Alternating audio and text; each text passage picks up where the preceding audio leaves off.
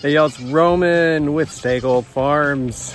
We've done a few upgrades to the homestead, and it's been pretty rough with this heat, but we've been managing to get through some things, some really cool things, and just kind of get things done little by little, as much as we can through this heat. And it's been just excruciating. You can't spend a lot of time, and the little time that we do spend out here, drenched from head to toe with sweat. It's gnarly. So let me tell you about some of the things we've done, the kitchen, just to kind of get away from the heat, and then some of the projects out here. So as far as the goats are concerned, right there's my buddy Rusty. We went ahead and let's see if we can get to the backside of him. We went ahead and weathered him. You can't really see him, but he's got a little raisin sack in the back, and it was done quite a ways back, but he has been weathered. So we banned him, and he's doing great. So as of now, he's going to be staying with us more than likely. He's just a good boy and a good companion for the rest of these guys. He's just a really good boy. Look at that. I mean, I can't get enough of him. He's incredible. So all the rest of these guys are doing great, and we're really happy. They're just so good. We put them out in the other paddock sometimes, but when it gets really hot, I just like to keep them under here. It's a little bit cooler under here throughout the day, so we just keep their water full. You can fill that other one as a reserve, but they don't really go through that whole thing in one day. I managed to also get all these lateral pieces all the way across on the fencing. So what we have left is to put the T-posts on this side and then on this side here. And then we are good to go. I have the fence poised, ready to go. My son helped me, and this was definitely one of the drenched in sweat days. Getting this fence brought all the way over here. I unrolled it and got it going all the way over here.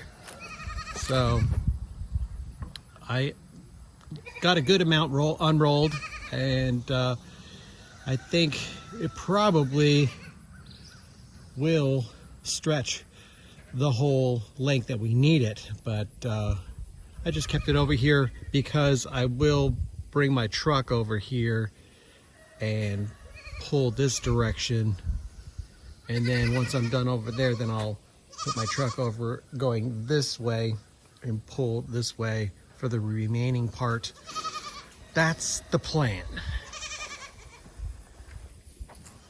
As far as the garden, it's all just taken over by grass, but I don't know, as far as the greens and stuff, that is still remaining good. The zucchini squash, that is gone, just devoured by the squash bugs, so that's toast. We may be planting a second round, so hopefully we don't get any bug activity in the second round, and then we'll start getting the fall crops in after that. My lawnmower is down again. Just a year old and my lawnmower is down again. I put the pulleys back on, and one of the pulley bolts just came undone, and so got to get another nut and bushing for one of the pulleys, the idler pulley, and get that put on in order to get any mowing done. It's getting bad. It's a Sunday today. Of course, everything's closed. Yesterday I called and they didn't call me back for the part. So they were closed early. Never got a call. Pretty typical. Walking this way, you'll see this is the meat bird tractor. Do you see any meat birds in there? Nope. We did our processing and ended up with 26 birds in the freezer. There was a couple that had some kind of a cut on them, and it looked like it was a little, infected. So, of course, I just said, no, we got to pull them, and I don't want any of that infection to be possibly in our meat. It obviously could get consumed, and we do not want that. We want everything clean. So any infection would certainly pose a problem, right? So took those two out, and so still managed with a good amount of meat, and they were a good size. We're really happy with the size of them. It was a long day, 6 hours, and it was hot. We started pretty early, and towards the end, I was done. I was the one that had to get the birds and call and then get them in the spinner, and also boil them. So it was a long day because we kept them over here under the tree to stay cool under here, since it was a hot day. Similar to this right now, we just wanted them to stay cool, not be stressed while we're processing. So it worked out, but I had a little bit of a walk in between. So like I said, by the end I was just like so sluggish, and my wife was doing all the processing part. So we had a good thing as far as us doing it together, but still, that's a long day doing that processing part. Then that wasn't even bagging, so we still later on, we had them all inside the cooler, but we were able to bring all the cooler inside and put them in bags, or actually leave them in the cooler, and then we bagged later on inside the house and boiled the water to shrink wrap them. So that worked out in that respect, but still, long day. And going back to the garden, kind of keeping ourselves cool and doing some stuff in the process, we also used the basil and our garlic and made some pesto, canned that up, and we already tried some. Oh man, it was outstanding. So really happy about that, having that on hand. I made some of that caramel with goat milk before. My wife wanted to try it. So I don't know if you guys ever tried that, but it's a long process, but because you have to really nurse the milk and make sure it doesn't get too hot. So it took my wife quite a while to make the caramel out of the goat milk. But so we got that canned. That's really nice to have for our coffee and such. We haven't used it for anything else, but we like it in our coffee. I like caramel macchiatos. They're so good. One of my weaknesses, both hot and you know, with crushed ice. So the Frappuccinos, oh man, they're so good. We got that, and that's really nice to have. Also made some salsas with our tomatoes and peppers, and I really have to tell you, first year ever growing those Sugar Rush peppers, my God, they're my favorite now.